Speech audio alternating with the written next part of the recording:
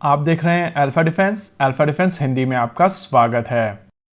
आज के इस वीडियो में हम लोग बात करेंगे भारतीय थल सेना द्वारा अक्वायर किए जाने वाले एक ऐसे सिस्टम के बारे में जिस सिस्टम के आ जाने के बाद में भारत के पास एक ऐसी क्षमता मौजूद होगी जिससे भारतीय सेना दुश्मन देश के लगभग 100 किलोमीटर अंदर एक प्रिसीजन स्ट्राइक कर सकेगी।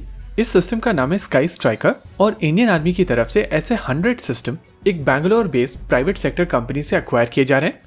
इस तरीके की लॉइटरिंग कैपेबिलिटी भारतीय थल सेना को काफी ज्यादा पोटेंशियल देगी।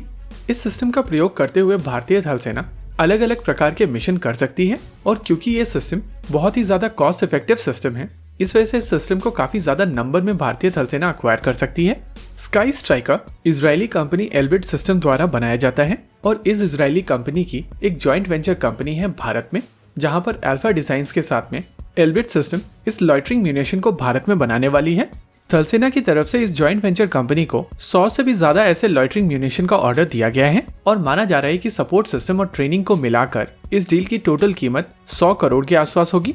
अगर स्काई स्ट्राइकर सिस्टम की स्पेसिफिकेशंस की बात की जाए तो ये सिस्टम 2 वेरिएंट में आता है। पहला सिस्टम 5 किलोग्राम का वॉरहेड कैरी कर सकता है और दूसरा सिस्टम लगभग 10 किलोग्राम का वॉरहेड कैरी कर सकता है।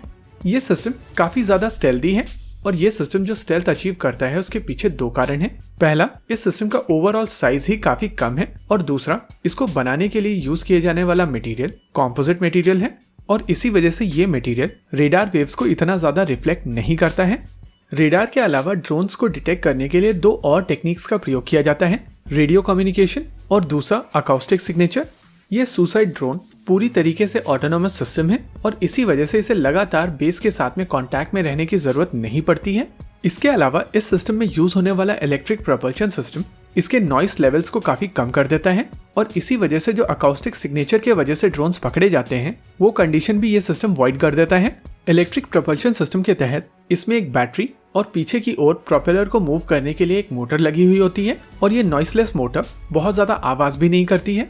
इसके अलावा इलेक्ट्रिक प्रोपल्शन सिस्टम का एक और फायदा है, आमतौर पर जो सिस्टम इलेक्ट्रिक प्रोपल्शन सिस्टम के साथ में आते हैं उनका इंफ्रारेड सिग्नेचर काफी कम होता है और इसी वजह से इनके पकड़े जाने के चांसेस कम हो जाते हैं। ये सिस्टम लगभग 20 से 22,000 फीट तक की ऊंचाई पर उड़ सकते हैं और इतनी ऊंचाई पर जब ये छोटे सिस्टम उड़ते हैं तो इनको टीवी सिग्नल कैमराज से डिटेक्ट करना काफी मुश्किल हो जाता है और इसी वजह से जब ये एनिमी के ऊपर अटैक के लिए जाते हैं तो वहां पर एक सरप्राइज एलिमेंट होता है जिससे ओवरऑल मिशन की इफेक्टिवनेस भी और भी ज्यादा बढ़ जाती है।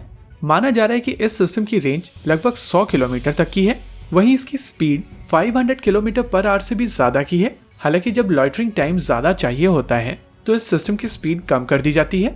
पब्लिक डेटा के हिसाब से इस सिस्टम का एंड्योरेंस 2 घंटे का है, यानी कि केवल 5 किलोग्राम का वजन कैरी करते हुए ये सिस्टम 2 घंटे का एंड्योरेंस देता है। वहीं पर अगर पेलोड 10 किलोग्राम का हो जाता है तो इसका एंड्योरेंस घटकर 1 घंटे का हो जाता है।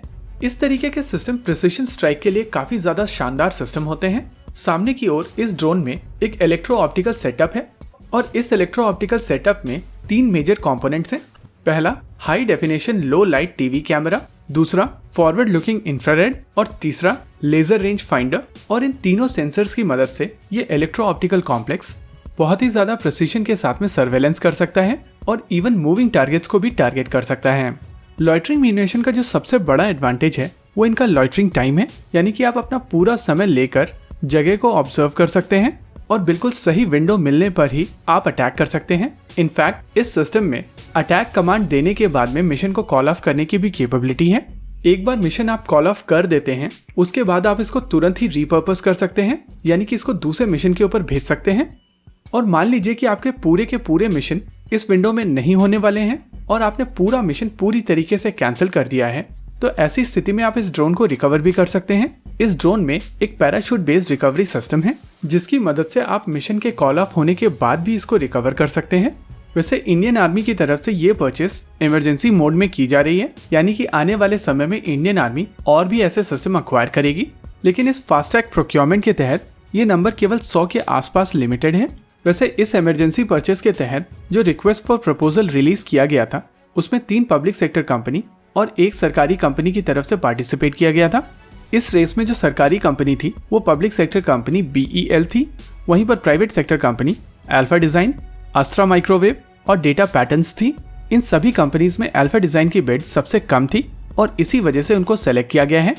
ओवरऑल इस सिस्टम के आ जाने के बाद में भारतीय थल सेना बालाकोट जैसी स्ट्राइक करने में सक्षम हो गई है और अब इंडियन आर्मी अपने टारगेट को पिक करके उसको आइडेंटिफाई करके और बड़ी ही आसानी से उसको न्यूट्रलाइज कर सकेगी और ये सब कुछ भारतीय थल सेना अपनी सीमा के काफी अंदर से कर सकेगी।